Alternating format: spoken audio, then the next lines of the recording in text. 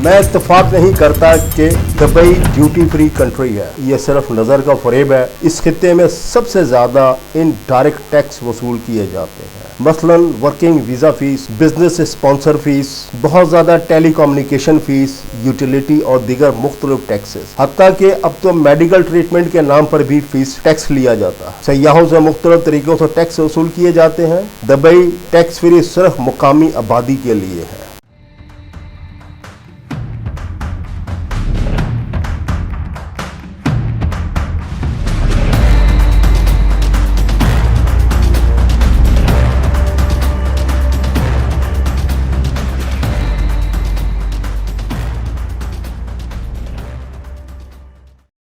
उन्नीस 1971 में यूएई वजूद में आया, जिसमें Abu Dhabi, Dubai, Sharjah, Ajman, Umm al Quwain और फुजैरा शामिल थे। अबू धाबी इस नए कंट्री का कैपिटल बन गया और शेख जायद बिन सुल्तान अल नहयान यूएई के पहले प्रेसिडेंट बन गए और ये था दुबई का टर्निंग पॉइंट। ये सारा जबरदस्त इंफ्रास्ट्रक्चर, ये एयरपोर्ट्स, ये एमिरेट्स एयरलाइन, ये बड़ी बड़ी बिल्डिंग्स, इन सब इंफ्रास्ट्रक्चर को बनाने के पीछे अबू धाबी की फंडिंग थी।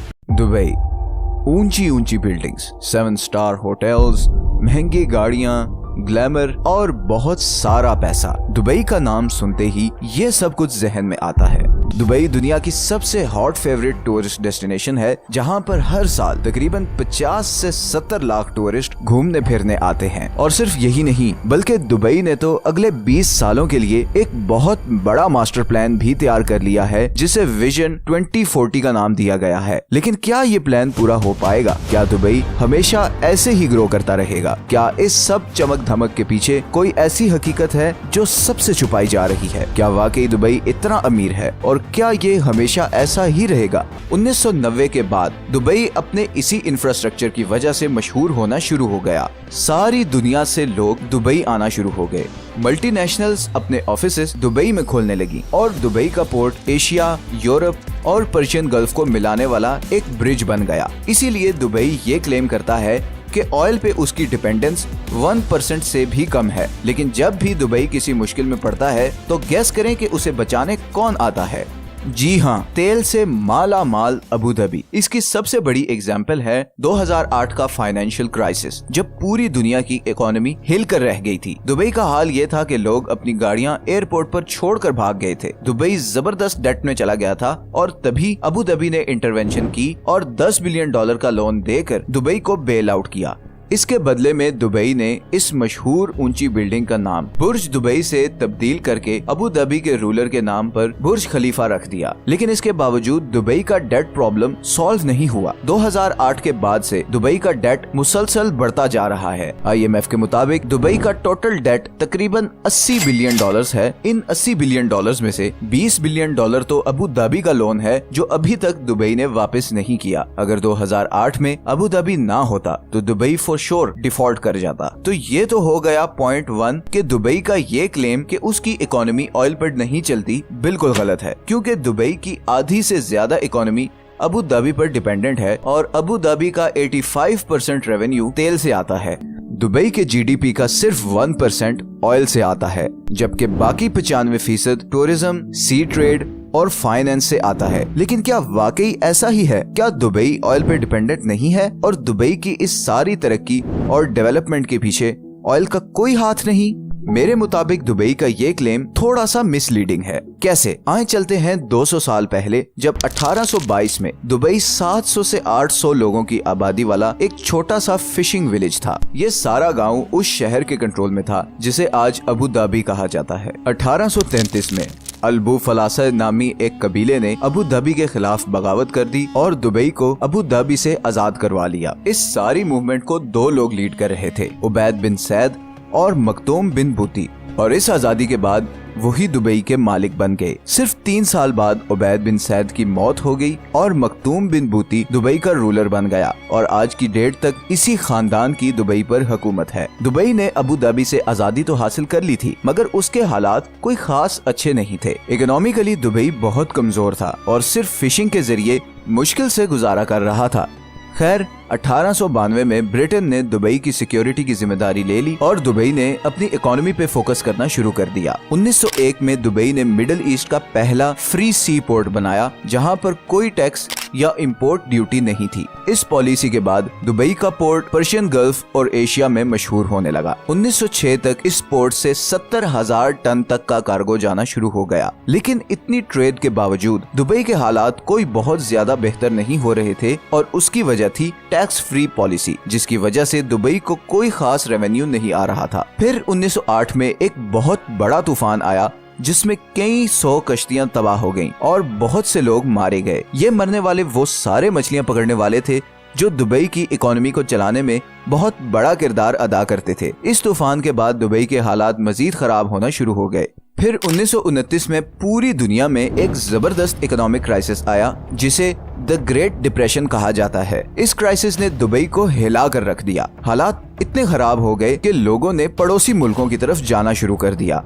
इसी दौरान 1938 में अमेरिकन ऑयल कंपनीज ने सऊदी अरेबिया में ऑयल के बहुत बड़े रिजर्व्स डिस्कवर कर लिए। अगले 20 साल तक सारी मगरिबी दुनिया सऊदी अरब के ऑयल रिजर्व्स को एक्सप्लॉइट करने और वहां पर पाइपलाइंस बनाने पर बिजी रही और इस सारे अरसे में दुबई बिल्कुल इग्नोर्ड रहा। लेकिन फिर 1950 की दिहाई में दुनिया की तवज्जो सऊदी अरब से हटकर बाकी पर्शियन गल्फ की तरफ हो गई।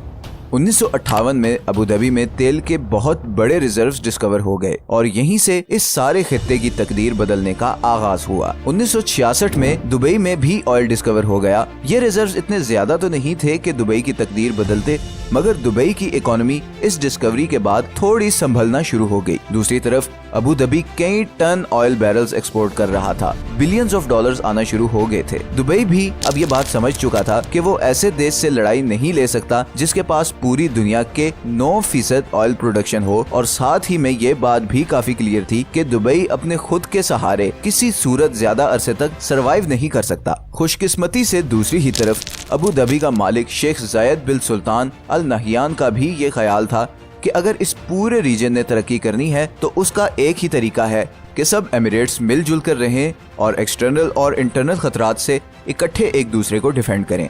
दूसरा पॉइंट है दुबई की रियल एस्टेट मार्केट, जहां से दुबई अपना काफी रेवेन्यू जनरेट करता है। 2014 के बाद से दुबई में प्रॉपर्टी प्राइसेस मुसलसल गिर रही हैं। 2021 तक ये प्राइसेस इतनी गिर चुकी थी कि अगर आप 2010 में खरीदी गई अपनी कोई प्रॉपर्टी 2021 में बेचते तो आपको कम से कम 60% लॉस होता। पूरी दुनिया में रियल एस्टेट अप्रिशिएट करती है, मतलब वैल्यू में बढ़ती रहती है, लेकिन दुबई में पिछले 8 सालों में बिल्कुल उल्टा हुआ है। अब एक तरफ तो दुबई में आपको हर तरफ कंस्ट्रक्शन होती नजर आएगी, मगर दूसरी ही तरफ आपको खाली बिल्डिंग्स, अपार्टमेंट्स और ऑफिसेस भी नजर आएंगे और इसकी वजह है ओवर सप्लाई। असल में दुबई का मोटो है build and they will come, मतलब बिल्डिंग्स, अपार्टमेंट्स वगैरह बनाओ, बाहर से लोग खुद ही आकर उन्हें आबाद करेंगे। मगर अनफॉर्चुनेटली पिछले कुछ सालों में प्रॉपर्टी की सप्लाई डिमांड से बहुत ज्यादा रही है और इसी ओवर सप्लाई की वजह से प्रॉपर्टी प्राइसेस मुसलसल गिर रही हैं। इसकी एक और बड़ी एग्जांपल है मैदान 1, जो दुबई की हिस्ट्री का सबसे बड़ा प्रोजेक्ट था। इस प्रोजेक्ट के ऊपर 2015 में काम शुरू हुआ, मगर आज 8 साल गुजरने के बाद बिलियंस ऑफ डॉलर जाया करने के बाद इस प्रोजेक्ट को खत्म कर दिया गया है।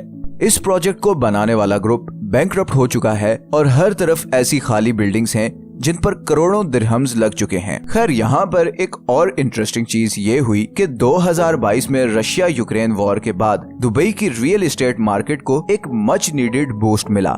बेसिकली काफी रशियन एंड यूक्रेनियन बिलियनियर्स जिनकी प्रॉपर्टीज यूरोप में फ्रीज हुई हैं, वो अब दुबई में इन्वेस्ट कर रहे हैं और एज अ रिजल्ट दुबई की प्रॉपर्टी मार्केट पिछले कुछ महीनों में काफी ऊपर गई है। लेकिन ये ट्रेंड जाहिर है टेम्परेरी है, क्योंकि जंग के बाद ये सारे इन्वेस्टर्स अपना पैसा दुबई से निकाल लेंगे। यहीं पर एक और इम्पोर्टेंट पॉइंट ये है कि FATF ने दुबई को मनी लॉन्ड्रिंग के खिलाफ रिक्वायर्ड एक्शंस ना लेने पर ग्रे लिस्ट में भी शामिल कर लिया है और आने वाले दिनों में दुबई की रियल एस्टेट मार्केट इस फैसले से काफी अफेक्ट हो सकती है।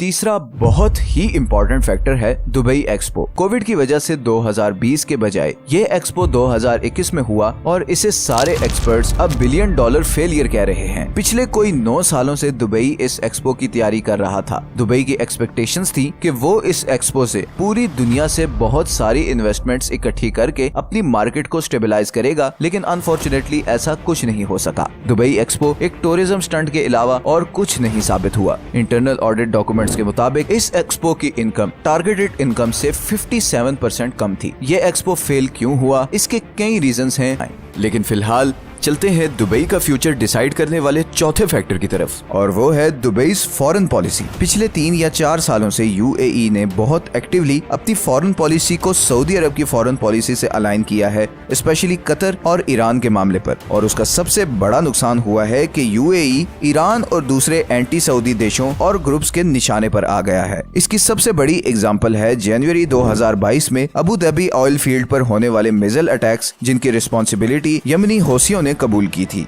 ईरान भी ऑलरेडी यूएई को इसराइल के साथ फ्रेंडशिप बढ़ाने के मामले पर थ्रेट कर चुका है। अब दुबई और अबू धाबी को जो चीज दुनिया के बाकी शहरों से डिफरेंट करती है वो है जबरदस्त लॉ एंड ऑर्डर और सिक्योरिटी सिचुएशन। इसीलिए बड़ी बड़ी कंपनीज अपने हेड ऑफिसेज दुबई में खोलती हैं। लेकिन इस थ्रेट के बाद अगर खुदा न ख्वास्ता दुबई पर एक भी मिसाइल अटैक हो गया तो सारा इन्वेस्टर और बिजनेस कॉन्फिडेंस जीरो हो जाएगा, और इससे भी बड़ा इम्पैक्ट आएगा दुबई के टूरिज्म पर, जो उसकी इकोनॉमी की रीढ़ की हड्डी है। पांचवा और आखिरी फैक्टर है सोर्स ऑफ रेवेन्यू। अब दुबई दुनिया के उन चंद कंट्रीज में से है जहां पर 0% इनकम टैक्स है। मतलब आप जो कुछ भी कमाओ आपको गवर्नमेंट को कोई टैक्स नहीं देना पड़ता।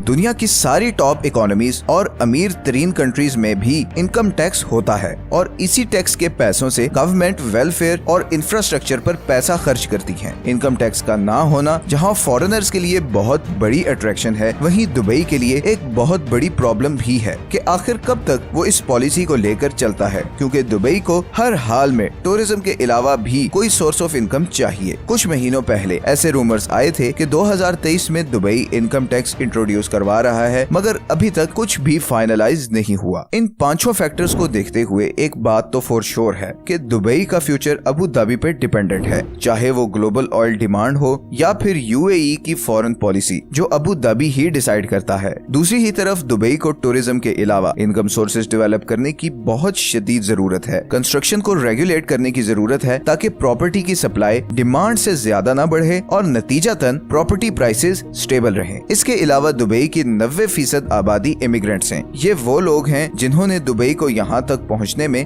अपना किरदार अदा किया है, मगर अभी तक कोई भी गल्फ कंट्री फॉरेनर्स को नेशनैलिटी नहीं देता, और इसीलिए कोई भी एक्सपैट अपने आप को ज्यादा देर तक यूएई से जोड़कर नहीं रखता। अपनी जिंदगी के इतने साल यहाँ पर गुजारने वालों के लिए नेशनैलिटी लाजमी होनी चाहिए। खैर, इस सब के बावजूद इस सहरा में जिस तरह ये शहर खड़ा किया गया है वो अपने आप में एक मिसाल है। पूरी दुनिया में आपको दुबई जैसा कोई शहर नहीं मिलेगा, लेकिन ये चमक धमक कब तक रहती है ये तो आने वाला वक्त ही बताएगा। मुझे यकीन है आपको आज की ये वीडियो जरूर पसंद आई होगी। मेरे चैनल को सब्सक्राइब, वीडियो को लाइक और अपने प्यारों में जरूर शेयर कीजिएगा। जहाँ रहें खुश रहें, खुशियाँ बांटें। आपकी दुआओं का तलबगार। आइंदा वीडियो तक अल्लाह हाफिज।